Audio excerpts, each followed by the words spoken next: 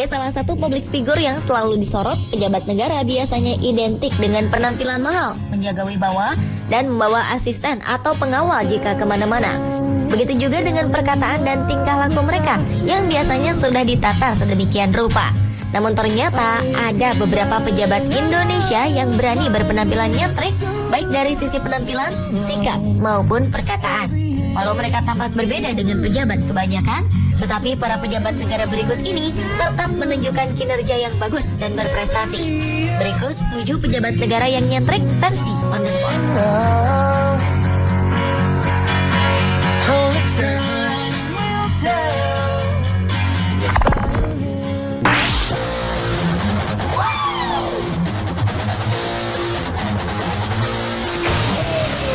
Salah satu pejabat yang sekarang ramai dibicarakan adalah Susi Pujiastuti.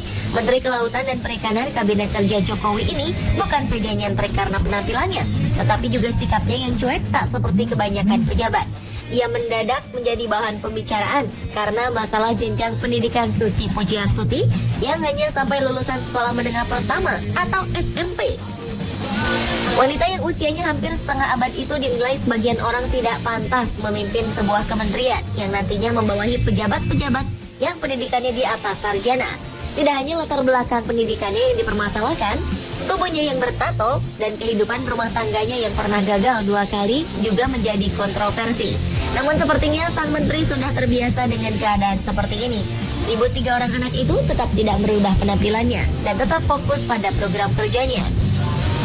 Seminggu setelah menjabat, pemilik perusahaan penerbangan Susi Air ini langsung merubah jam kerja pegawai kementerian yang dipimpinnya dari jam 8 pagi menjadi jam 7 pagi. Ia juga berencana menyelesaikan masalah nelayan pesisir, mengikat para pencuri ikan, menerapkan metode penangkapan ikan yang benar dan tidak merusak ekosistem laut, hingga membuka akses pasar lobster di Aceh. Pengalamannya selama puluhan tahun di laut membuat Susi Pujiastuti sangat mengerti masalah perikanan dan kelautan Indonesia.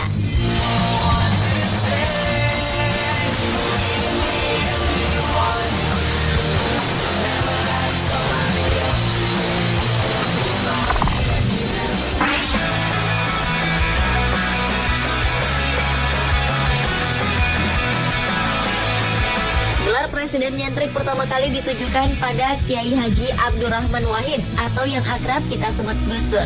Tindakan dan perkataannya sering menuai kontroversi dari berbagai pihak.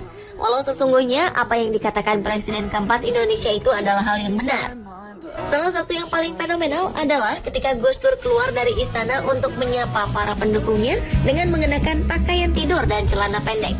Sungguh hal yang tidak pernah dilakukan Presiden Indonesia sebelumnya, atau bahkan sangat jarang dilakukan presiden manapun di dunia. Padahal ketika itu banyak yang mendesak agar presiden yang terkenal dengan kalimatnya "gitu aja kok repot, sebaiknya mundur". Tapi bagi Gus Dur, menyapa dengan penampilan seperti itu menunjukkan bahwa istana presiden adalah istana rakyat. Gus Dur juga kerap mengeluarkan pernyataan-pernyataan nyeleneh, terutama untuk menangkis atau menyerang kalangan legislatif yang berseberangan dengan pendapatnya. Ia pernah mengatakan bahwa DPR seperti taman kanak-kanak dan berisi orang yang gak karu-karuan. Dan satu hal yang luar biasa yang Gus Dur pernah lakukan adalah memberlakukan Imlek sebagai hari libur. Ia juga berani tinggal di Istana Merdeka, tempat yang sebelumnya tidak pernah ditinggali Presiden Soeharto atau B.J. Habibie karena terkenal berhantu.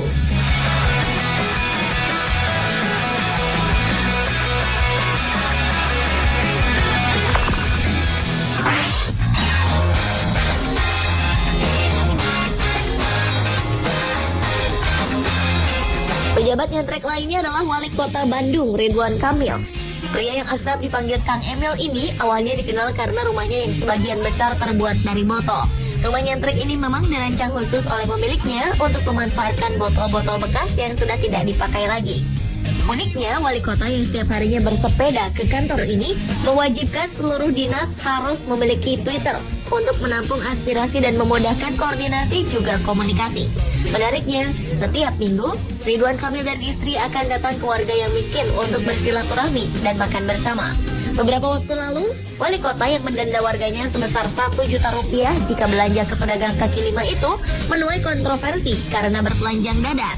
Ridwan Kamil ikut bertelanjang dada bersama ribuan supporter Persib Bandung saat mendukung tim sepak bola kesayangan mereka melawan Arema Kronos pada laga semifinal Indonesia Super League di Stadion Jakabaring, Palembang.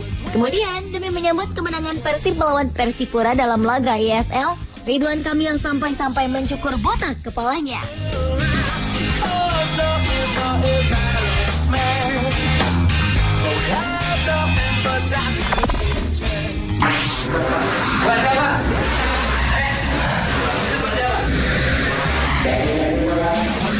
Jika publik mengenal Ahok, sang gubernur DKI suka mengamuk saat melihat ketidakdisiplinan bawahannya, sebenarnya Jawa Tengah juga punya sosok serupa. Dialah Ganjar Pranowo, sang gubernur.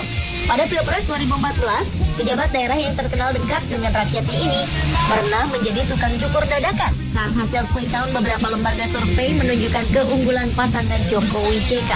Tak lama berselang, dalam sebuah video tantangan milik Ganjar Pranowo, orang nomor 1 di Jawa Tengah itu juga tak segan-segan berjoget dangdut, seakan-akan tak peduli akan jabatannya yang pada umumnya identik dengan sikap kaku demi menjaga wibawa.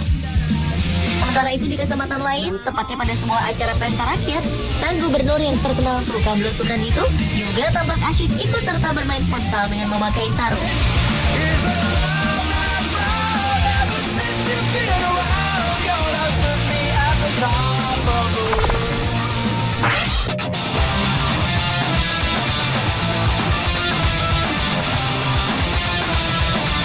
Dahlan Iskan merupakan sosok selanjutnya yang tergolong nyentrik karena tampak berbeda dengan pejabat kebanyakan. Berpenampilan hampir sama seperti Jokowi, Dahlan Iskan selalu memakai kemeja putih dan sepatu kets kesayangannya kemanapun ia pergi. Mantan Menteri BUMN ini menolak segala macam bentuk protokoler dan fasilitas khusus yang disediakan untuknya, seperti mobil dinas khusus, lift khusus, dan ruangan pribadi di kantor kementerian. Menariknya, Dahlan Iskan juga tidak segan menaiki kereta api untuk mengetahui apa saja kekurangan perusahaan yang berada di bawah naungan BUMN ini. Beberapa waktu lalu ketika berkunjung ke Sragen, Jawa Tengah, ia memilih menginap di sebuah rumah petani miskin daripada di hotel berbintang. Selain menghemat anggaran, Dahlan juga ingin bernostalgia dengan hidupnya yang susah di masa kecil. Perlakuan Dahlan Iskan yang terkenal lainnya adalah ketika mantan reporter Surat Kabar ini marah di pintu masuk tol karena antrian tol yang panjang. Sejak itu, Dahlan pun gencar menggalakkan sistem pembayaran elektronik untuk jalan tol, sehingga pengguna jalan tol tidak perlu repot mengantri.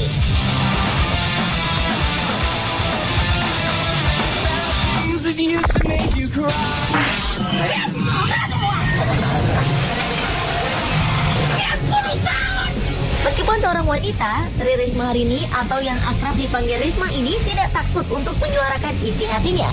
Saat marah, sang wali kota itu tidak segan-segan marah pada bawahannya atau siapapun yang melanggar aturan. Penampilan Sri Kandi asal Jawa Timur itu pun jauh dari kesan pejabat. Salah satu hal luar biasa yang Risma pernah lakukan adalah saat ia menutup lokalisasi Gang Doli yang sudah beroperasi sejak zaman Belanda. Hal ini menuai pro dan kontra yang cukup ramai. Sampai-sampai saat ia hendak melakukan penutupan Gang Doli, Risma sampai meminta keluarganya untuk merelakan nyawanya jika harus mati demi mewujudkan penutupan Gang Doli.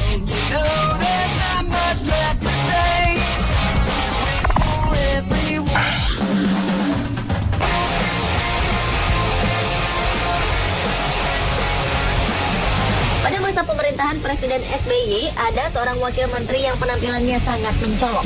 Dialah almarhum Wijayono Partowidodo. Saat dilantik menjadi Wakil Menteri Energi dan Sumber Daya Mineral, hanya Wijayono yang maju dengan rambut gondrong. Bahkan beberapa sahabatnya pernah mengaku melihat Wijayono memakai tali rafia sebagai ikat pinggang.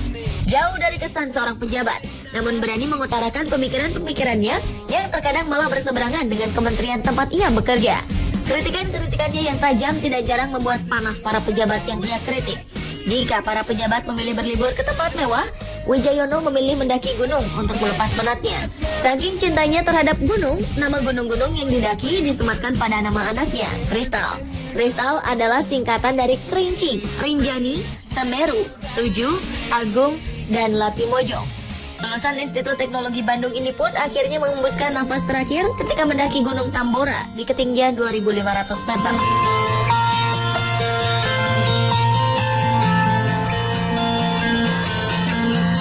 Pemirsa Pemirsa, itulah 7 pejabat negara yang nyentrik. Tidak perlu penampilan mewah atau menjaga pencitraan untuk menarik simpati masyarakat. Mereka hanya mengerjakan tugas dengan sepenuh hati dan tulus melayani rakyat.